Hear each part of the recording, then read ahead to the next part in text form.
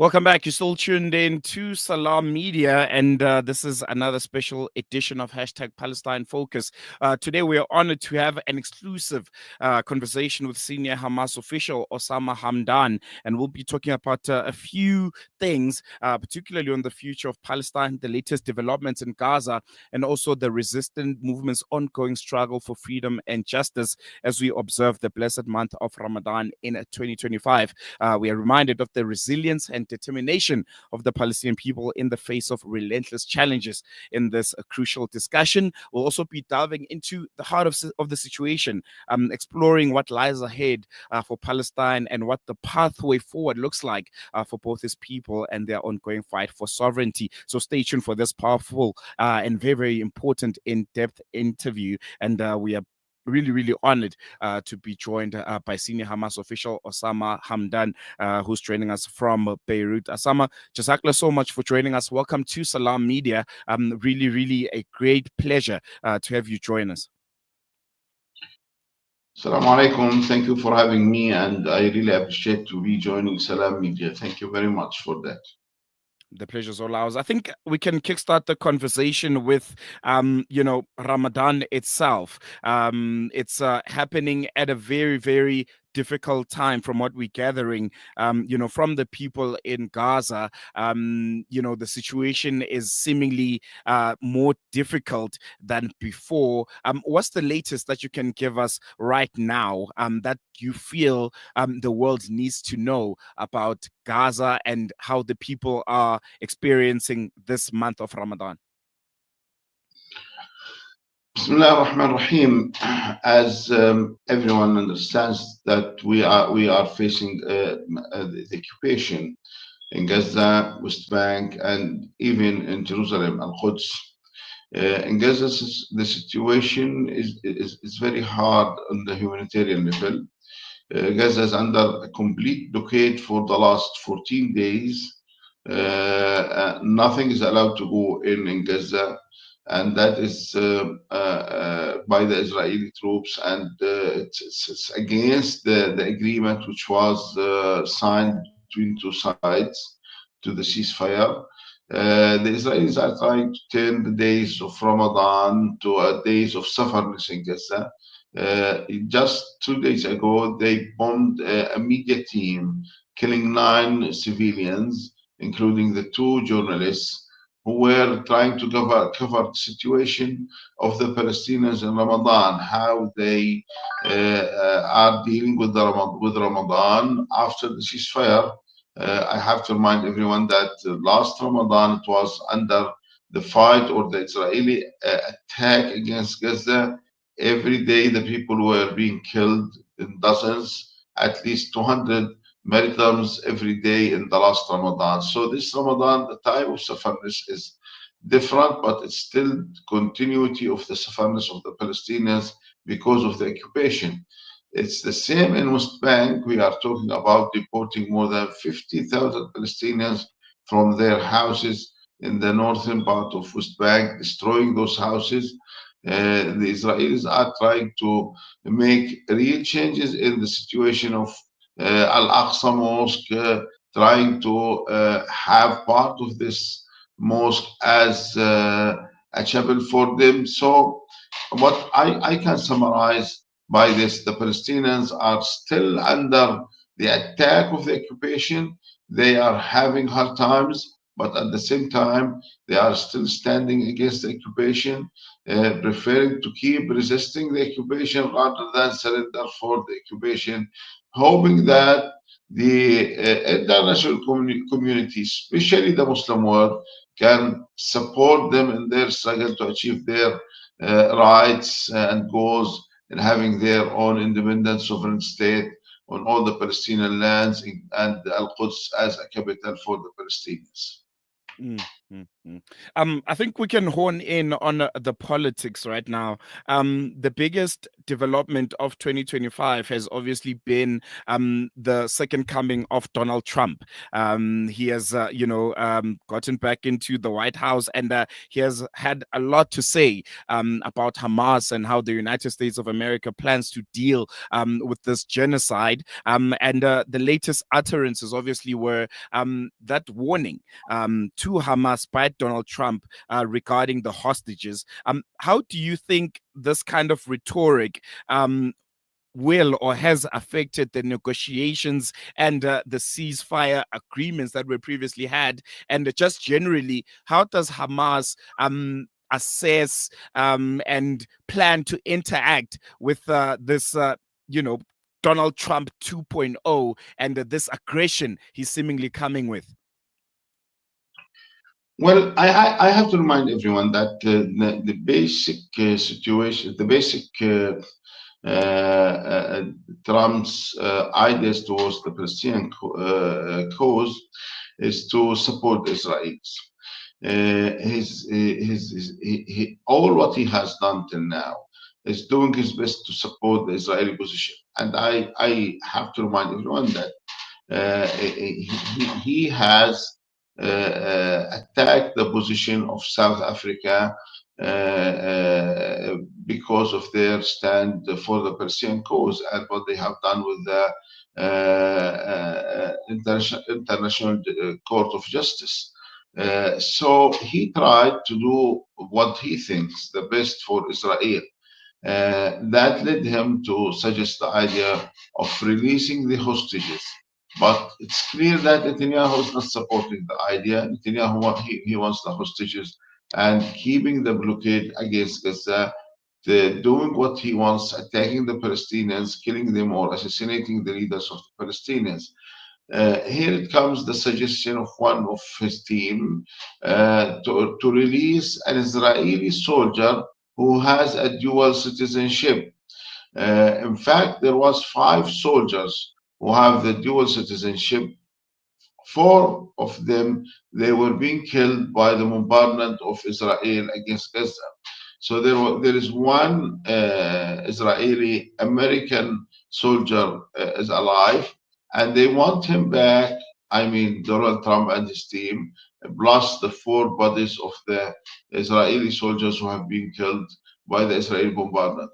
Our position in Hamas was clear: to release those soldiers, you have to pay for that. We have more than 7,000 Palestinians arrested in the Israeli jails. Part of them, they have been arrested for more than 30 years in the jails. You have to release those Palestinians. Netanyahu is still rejecting that. So our idea and our positions are still clear. We want our Palestinian prisoners back. We want the Israelis to lift the siege against Gaza and to allow all the needs for the Palestinians to come in without any Israeli supervision, without any Israeli interaction with that. We have the right to rebuild our country without any Israeli conditions or preconditions. So we received 3 days ago a specific suggestion from Trump's team, and we replied that this suggestion within 12 hours, saying that we welcome the ideas in principle, but we also still believe that we have to have our rights too. Releasing those soldiers, it means for us to lift the siege, to allow all the needs of the Palestinians to come in, and to release more Palestinians who are arrested. We are still waiting to have an answer. Finally, I want to say that any approach towards the Palestinian cause without dealing in a positive way with the Palestinian rights, understanding the Palestinian needs, acting in the positive way to support those rights and to give the Palestinians the needed space to have their rights implemented. Without those principles, no approach will be successful approach for the Palestinian cause. It may, in fact, cause more troubles. It may cause more sufferness for the Palestinians and maybe for anyone else in the region. Mm. Mm. The U.S. I think you touched a bit on, the ceasefire negotiations. The U.S. has accused Hamas of making, they call it entirely impractical demands during the ceasefire negotiations. What specific demands do you think were viewed as impractical, and how might this affect the second phase of the ceasefire negotiation process? Well, when it comes to talk about practicality from the American or the Israeli side, you understand that they are trying to find an exit to escape from their commitments. According to the ceasefire agreement, there was supposed both sides by the supervision of the mediators to start at the 16th day and negotiations to talk about the details of the second phase, which did not happen. The Israelis did not send their delegation. The Americans, they did not push hard for that. And we find ourselves after 50 days of the ceasefire, the Israelis not sending anyone to negotiate the second phase. So when the Americans start to talk about the Israeli American soldier, our suggestion was, okay, we can talk about this issue, but we have to start of the negotiations about the second phase, which was supposed to take place 34 days ago. And then they started talking about the practicality. What does it mean? In fact, they are backward for 34 days. They have to start those negotiations without any conditions, even without talking about the soldier. When I've talked about practicality, we've told them that there is parts of the first phase was not implemented by the Israelis, like allowing the medical supplements to come in Gaza, like allowing the needs for the reconstruction of the health sector in Gaza, equipping this sector after the complete destruction which took place by the Israelis in their attack against Gaza. So all those things were supposed to take place in the first phase. We are talking about following up the first phase, nothing more than that. And they talk about practicality. In fact, the practicality word is a very important key to make an exit, a strategic escape from the commitments which was taken by the Americans and the Israelis. Mm, I think that's very, very important to mention. As talks continue to break down, what role do you think international mediators should play in ensuring both sides remain committed to finding a solution that prioritizes humanitarian concerns, and also the involvement of the Arab nations themselves? What's your assessment of their involvement, and how impactful have they been in these ceasefire negotiation talks? Well, I think it's important to be more practical. I have to use this word. When we talk about the negotiations and the mediators, we don't need from the mediators to announce a war against Israel. We are not asking them to do like the nations who has supported the Palestinian cause, although we believe this is the right thing to be done. But at least we want them to act as mediators. The United States is not acting as a mediator, they are acting as a partners for the Israelis. In fact, they were partners in the genocide in Gaza. They were partners, they supported the Israelis with weapons, they supported the Israelis in a political level, they financed the war against the Palestinians, and now they are talking about being mediators and talking to the Palestinians to be practical. The first step is to be real mediators, giving space towards both sides in equal. The second issue, we don't need more than implementing the international law. The international law which gives the Palestinian people the right for self-determination, to have their own independent sovereign state, to build their future as they wish and as they want, not on the basis of the Israelis' demands or the Israelis' what's called the security issues. to give the Palestinian people the right to select and elect their leadership. Those are principles in the international law. And also, according to the international law, the Palestinians have their right to resist the occupation if there was no other way, which is clear.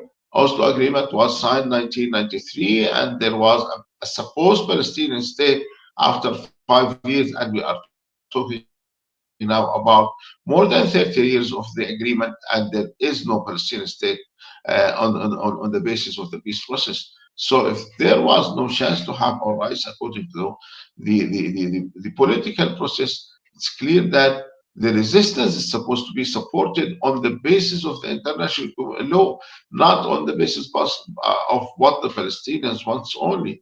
On the basis of the international law, the Palestinians have the right to fight. Not only the Palestinians, any nation has the right to resist the occupation and to get rid of this occupation and to live sovereign, free, and in a sovereign state.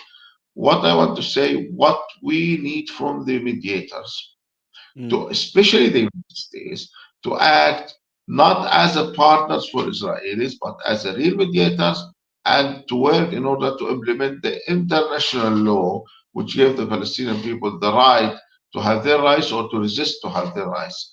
The third point, at least as a mediators, they have to do their job in implementing the agreements which took place. What's the use of being a mediator without having the force to implement what was agreed on? mm, mm. At this stage, at this phase, and the current situation that we find ourselves in, do you still feel that a two-state solution is still attainable? Do you still feel that's the ultimate solution to this ongoing, conflict and genocide by the Israeli occupying forces against the people of Palestine? Is it still a mission and a vision that Hamas is still willing to buy into and is advocating for? Well, I have to say that we are facing a situation more worse than the apartheid regime in old regime in South Africa. We are facing a regime who believes that he's above all the humanity, not again, not for the Palestinians, all the humanity. We are facing a regime is calling for a Jewish state, which means not only a race, it's a racist and a religious war against all the humanity, claiming that this land was given by God for the Israelis, which everyone understands it's false, and that not from the point of view of Hamas, from the point of view of a lot of Jewish people all over the world. So when you talk about this situation, you understand that there is no space for any solution on the Israeli side. They want just one solution to get rid of the Palestinians. This is why they are committing the genocide in Gaza. This is why they are talking about deporting more than 2 million Palestinians from West Bank to Jordan. This is why even someone like Smotrich, the finance minister, he doesn't recognize Jordan as a state. He had said in public that he believes the borders of Jerusalem is up to the borders of Damascus. And when he was asked about Jordan, and he says, "Okay, there is no Jordan in the Holy Torah." So you are dealing with politicians, not only a religious men, politicians who doesn't believe in the presence of any other nation, doesn't believe in the presence of any other humans. So how you can talk about a two-state solution with such people? Another point, when Oslo Agreement was signed, the idea was to have a Palestinian state after 5 years on the lines of the 4th of June 67. What did happen after that? The Israeli settlements were enlarged, more settlements were built in West Bank. We are talking about around 90,000 settlers who were in 1993 in West Bank. Now we are talking about more than 900,000 Palestinians. Sorry, settlers. So we are mm, talking about doubling the settlers in West Bank 10 times. And they are talking about another 1 million settlers in the upcoming 5 years. When you hear that as real projects, plus talking about deporting the Palestinians, it means that the Israelis are working to achieve one issue. It's an Israeli state for the Jewish people on the occupied lands of Palestine.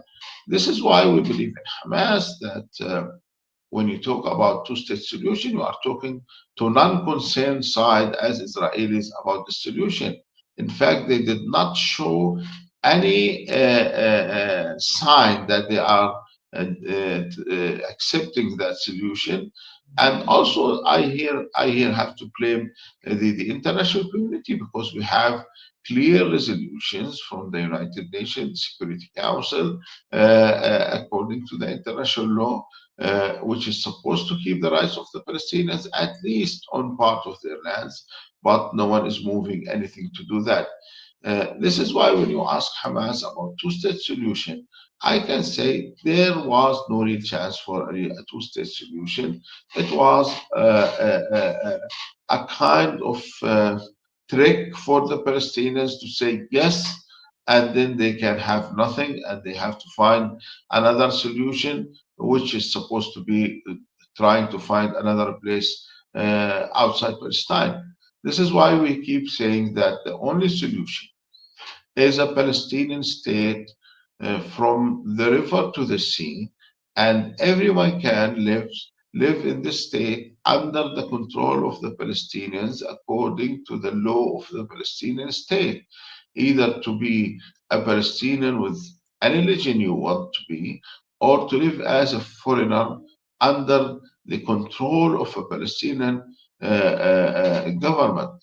So this is the real solution which can take place, and this is the solution which will give the Palestinian people the right to build their own independent sovereign state on their own lands, including Al-Quds as a capital for the state. And also it will give anyone the right to live on the basis of the law of the Palestinian state, either as a citizen or a foreigner who lives in the state. mm, mm, mm. I want to touch on two notable events from the previous year. The deaths of Hamas leaders Yahya Sinwar and also Ismail Haniyeh, and other top Hamas leaders, their deaths at the hands of Israeli forces in such a short period of time. What impact did those deaths have on the leadership structures and also the strategic directions of Hamas? Well, I can't say or claim that there was no effect. You are talking about the head of the political bureau of Hamas, brother Ismail Haniyeh, rahimahullah, and then brother Yahya Sinwar, rahimahullah. You are talking about a very senior leaders who have lived and worked directly with Sheikh Ahmed Yassin, the founder of Hamas movement, and they held several positions before being the head of the Politburo of Hamas. The first and very important impact that those two leaders did not hide themselves. They were standing in the first row against the occupation, and they have sacrificed themselves fi sabilillah. And also, they were standing, not hiding. They were standing, fighting the occupation. Everyone saw Yahya Sinwar fighting the occupation in the front lines, and this is part of what was shown. And Brother Ismail Haniyeh was moving around the world, gaining the support for the Palestinian cause on the political level. So the first impact that those leaders were assassinated while they were doing their job in the best way they can. which means that everyone in the movement, everyone in the resistance is supposed to be like this. And also, it shows a message for the Palestinian people that their leadership is not hiding behind them. It's not sending their sons to fight the occupation while they are gaining benefits from that. In fact, they are fighting with their sons in the first or the front line. The second impact which took place that the Israelis are not seeking to have peace. In fact, the Israelis are assassinating the people who are supposed to talk to, which means that they are closing the doors. When your enemy, the occupier, close the doors, it means that your chance to act as a resistance is the only chance you have. When he closed the doors for politics, it means that you have to keep doing, to keep going forward in the resistance unless he understand, until he understand, sorry, till he understand that he can't keep the occupation as a benefit, and he will pay for the occupation more than the benefits which he can gain from that occupation. And I believe at this moment the Americans, they understand that fact, but the Israelis are still closing their eyes from that. They don't want to see the fact, because if they saw the fact, that means they have to give the Palestinian people their rights, and they believe that's happened. It's the start of the end of Israel. The third impact of the assassination of those leaders, it shows everyone that Hamas is a serious movement, and the goals of Hamas are serious to the limit that even the leaders are ready to sacrifice themselves in order to achieve the goals, which is not Hamas goals, it's the Palestinian people goals, to have, to free our nation, to free our land, to build our independent sovereign state, to live as normal humans like any other nation. Those are the goals of the Palestinians, and they are the goals of Hamas movement, because they are our people goals. The fourth point, which I want to mention, and I will finish with that, um, we have dealt with such situations several times. Sheikh Ahmed Yassin was assassinated, rahmatullahi alayh, in the Intifada. And 3 weeks later, Dr. Abdulaziz Rantisi, who was his successor, also was assassinated by the Israelis. And we continue that. Hamas now is more stronger than it was at that time when I talk about this in 2003. In fact, after 20 years of the assassination of Sheikh Ahmed Yassin, we have the 6th of October, the 7th of October against the Israeli army. And now I can assure you that the assassination of those leaders, being martyrdoms, it will be a fuel for the movement to go forward to achieve the goals of the Palestinian people, inshallah. Mm, mm, mm. I want to bring it back to Donald Trump. Earlier this year, he made really concerning utterances about the United States of America and them taking over Gaza and building hotels and developments and all kinds of almost nonsensical rhetoric. What did you make of those utterances? He speaks of pushing the people of Gaza into neighboring countries, into Egypt. It was one of the first comments he actually made about Gaza after his meeting with Benjamin Netanyahu. What did you make of that?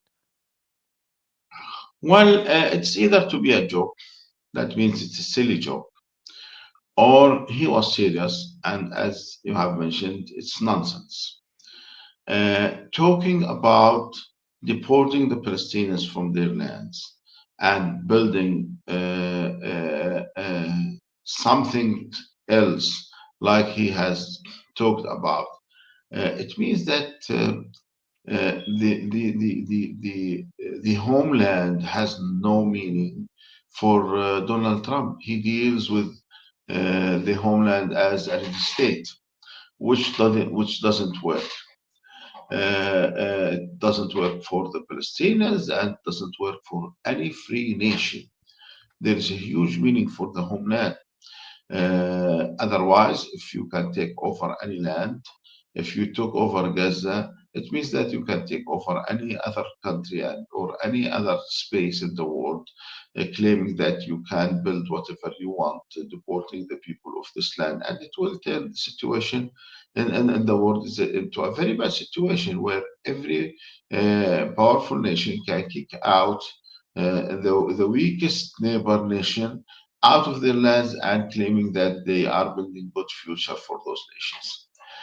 I think it shows us another time that he is dealing with the Palestinian issue and the Palestinian cause from on the basis of the Israelis' ideas. He's seeing the Palestinian cause from the Israel with the Israeli eyes. He's dealing with the Palestinian cause according to the Israeli what's called security needs, which is a very silly idea.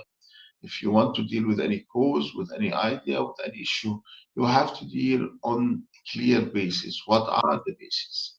I believe the real bases are the international law, which is not considered in his ideas. I think the reply from the Palestinians was very clear. There was a complete rejection from the Palestinian people, their political parties, the resistance against the ideas, and everyone now understand that this will not happen. It didn't happen under a huge Israeli attack. They have bombed Gaza with bombs which equal more than 80 times the bomb which was the atomic bomb which was used in Nagasaki. And no Palestinians have left their homeland. We are talking about more than 2.4 million Palestinians who are living in Gaza, less than 100,000 Palestinians for different reasons who left Gaza. The others are still committed to their land, committed to their homeland in Gaza. And they are staying there and they will stay and they will build their country. So anyone wants to talk about any solution has to start from what the Palestinian people are seeking to achieve. Mm, mm. Speaking of achievements, 2025 has just began. What would you say is the list of priorities for Hamas this year? Some of the key issues that you'll be focusing on, that you feel, the world and supporters of Gaza and the people that are, actively supporting Hamas and the work that you guys do need to know about. When you talk about the support of Hamas, which was the last point you have mentioned, uh, I have to say that the support for Hamas is real because everyone in Palestine, the people, the nation, they understand that Hamas is not working for Hamas specific own goals. Hamas is working for the Palestinian people goals. When you talk about the liberation of the Palestinians, Hamas is working for this. When you talk about the freedom of the nation, Hamas is doing the best for that, sacrificing the leaders and the fighters of Hamas. When you talk about building a Palestinian sovereign state, the elected leadership of the Palestinians, Hamas backed that all the time and supported that all the time. In fact, we have worked for this all the time. If you want to have the support of your people, you have to work for their essential needs. Now, for the Palestinians, freedom is more essential than food because you can have the food, but if you are under the occupation, there is no meaning just to eat and to live according to the occupation rules. You have to have your own rules, you have to have your own rights as a free people, a free nation. This is what Hamas is trying to do.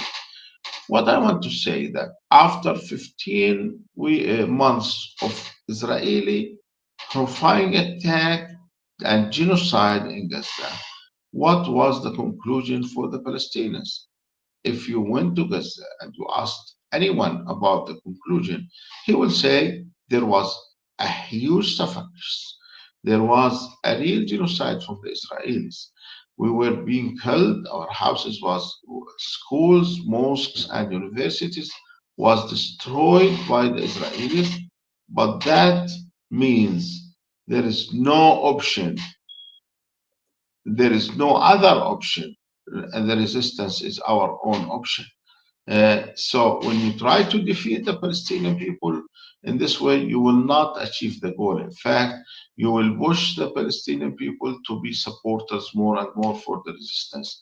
That what is happening now, not only in Gaza, in every way where the Palestinian people lives.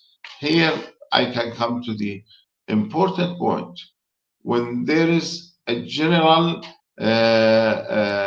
agreement among the people, the nation, to be free, to live as a free nation, the international community is supposed to support that, not to start dealing with that as a problem. And you have to stop as an international community to follow the American steps. In fact, the Americans, they were they were dealing with any issue in the world, not on the basis of the facts of the problem or the issue or the situation, but they were all the time working on the basis how to shape the things to fit with the American needs, how to shape the things to fit with the American goals. That doesn't work. In fact, they have tried to do that in Afghanistan for 20 years, and they fail in this. And they did not give up just only, and they failed. In fact, they gave up this fight for the benefit of the Taliban, who were being attacked for the last 20 years. They have failed in Iraq because they tried to do the same thing. And they failed before that, the case before that in Vietnam. And now I believe they will fail in the Palestinian cause because they are talking and dealing with the Palestinian issue on the basis of how to shape the Palestinians to accept Israel, how to shape the Palestinians not to be as a free nation, how to shape the Palestinians to elect someone who can work for the benefit of the Israelis. This will not work. This will not happen. I believe what they have to start thinking about how to deal with the fact that the Palestinian people are free people and they want to be really liberated from the occupation. Mm, mm, mm. And just lastly, before I let you go, Osama, the big story in South Africa right now is our ambassador to the United States, Ambassador Rasul, has been recalled. He's back in South Africa. Well, he's been given around 72 hours to come back to South Africa. There are utterances that he's Hamas linked. He's a racist. How do you receive this news? That our Ambassador Ibrahim Rasul is Hamas linked. He's a racist. He hates America, and he works with you guys. So what do you make of that? Well, if he has any contact with Hamas, it will be an honor for Hamas. Such a man who believe in freedom, who represented his country in his best efforts for years as an ambassador in the United States, and no one claims that he's working for Hamas. No one claims that he's a racist. In fact, he was all the time part of the party who was against racism. Who he was in a party who liberated South Africa from apartheid regime. I think it shows everyone how the Americans twist the facts when it doesn't fit with their needs, with what they believe it's their own benefits. When he talks on the behalf of his own government, this government who have talked directly about the genocide and acted to protect the Palestinian people as a oppressed nation. And this country, South Africa, have done this according to the international law and to the international agreements, going to the International Court of Justice. They are trying to punish this government by talking about the ambassador of the United States like this. He defends the position of his government, and he has done his job in that. And they don't like to hear the facts. They don't like to hear someone saying something they don't want to listen to. So they are talking about him as a racist. They are talking about him as a Hamas supporter. I believe, what does it mean, Hamas supporter? When you support the rights of the Palestinian people, they have to say whether he is acting according to the international law. Did he violated his diplomatic position? They can't say that. They couldn't say that. So they came up with some strong empty words which can be used anytime without real facts. He is a racist. What does it mean, a racist? When he criticized the occupation, when he criticized the genocide, when he talked about killing more than 60,000 Palestinians, more than 50% of them they were children, and around 30% of them they were women. They were killed, bombed in their own houses. Is this is a racism when you talk about this, or they are trying to cover the fact that there is a genocide in Gaza and there is a free government for a free country in South Africa talking about that, and the ambassador is reflecting the position of his government in a very clear and honest way. I Mm, believe asking this ambassador to leave the land is a kind of a positive testimony on the behalf of the ambassador. It's also it doesn't cover the good and very important position of the government of South Africa on the behalf of the Palestinian people, supporting the rights of the Palestinian people. And I think they believe, we believe in South Africa, the government, the people, the nation, they understand the situation of Palestine because they have suffered uh, from what we are facing in Palestine.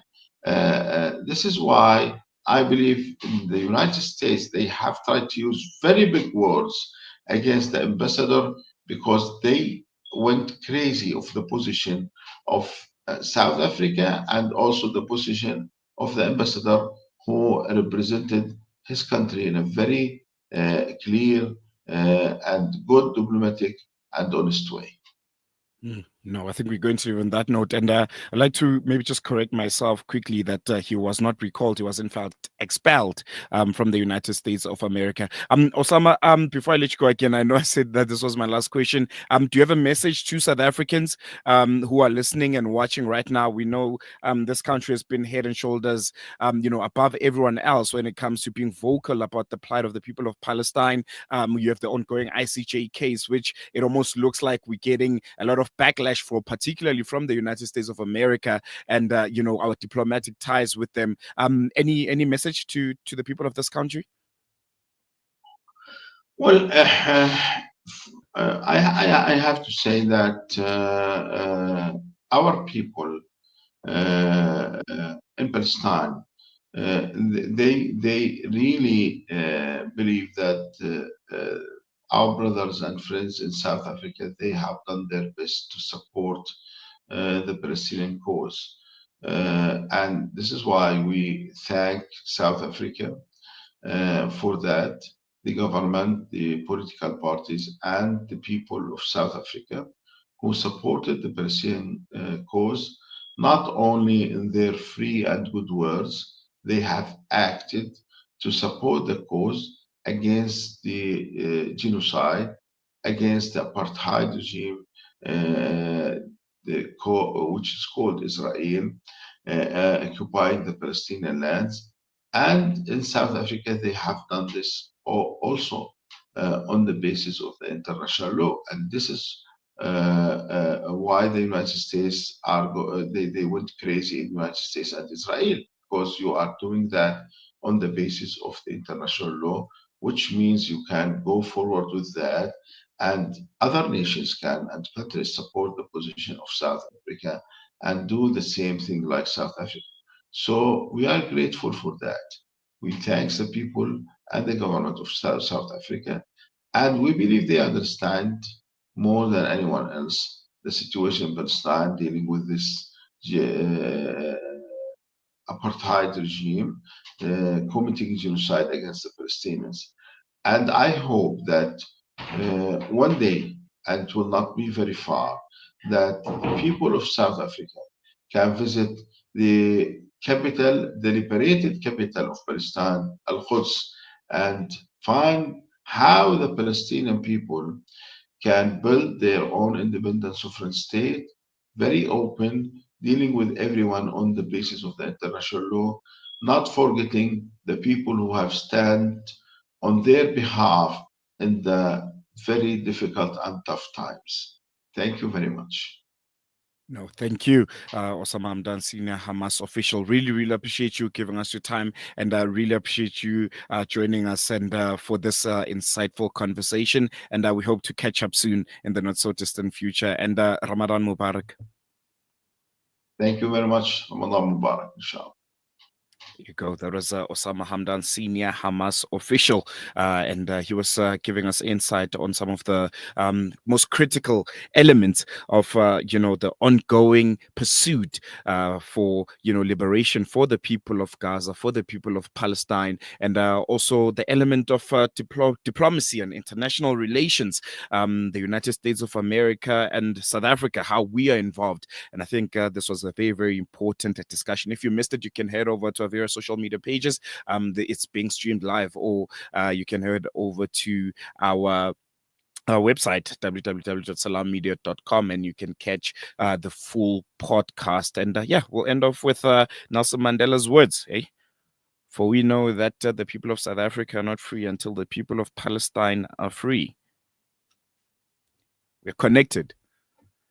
And I think we need to continue echoing those words. They might seem redundant, they might seem almost overused, but I think we need to echo them, because our statesman, the father of our nation, said that we are not fully liberated. Apartheid has not ended in South Africa until the genocide and the apartheid and the continued slaughter of the people of Palestine also comes to an end.